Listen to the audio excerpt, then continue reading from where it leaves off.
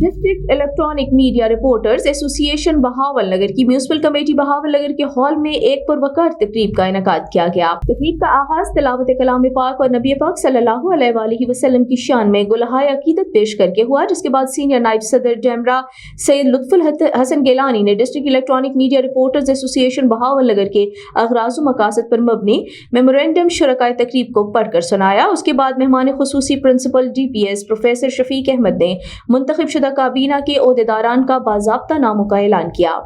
State secretary کے فرائض راجہ کوکب رضا جنجوعہ نے ادا کیے۔ اس موقع پر مختلف مکاتب فکر سے تعلق رکھنے والی شخصیات نے اپنے خیالات کا اظہار کیا۔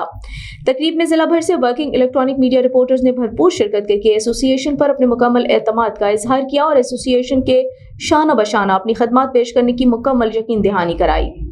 تقریب میں سیاسی شخصیت عاصم خان، کاروباری شخصیت شیخ غفار، صدر Punjab city press club Bahawal Nagar, قاری فدا الرحمان، شاکر مفتی، محمد نصر اللہ، شیخ یاسین، شیخ غلام رسول، منڈی مدرسہ سے خان محمد لنگا، عباس عابد، صدر اتحاد پریس کلب منشن آباد اجمل بھٹی، دنیا نیوز منڈی صادق گنج اجمل بلوچ، صدر اتحاد پریس کلب بہاول نگر عبدالستار گڈا، ینگ انجمن تاجران شیخ اشفاق، ینگ انجمن تاجران سید افتخار شاہ چودھری، محمد عامر جاوید چودھری، محمد شفیق، صدر دلشاد مارکیٹ چودھری طارق محمود، صدر قائد اعظم پریس کلب صاحبزادہ وحید کھرل تونسوی، صدر روحی پریس کلب محمد اجاز کلرک، ڈسٹرکٹ انفارمیشن آفس سمیت انجمن تاجران اور سیاسی حلقوں نے بھرپور شرکت کی۔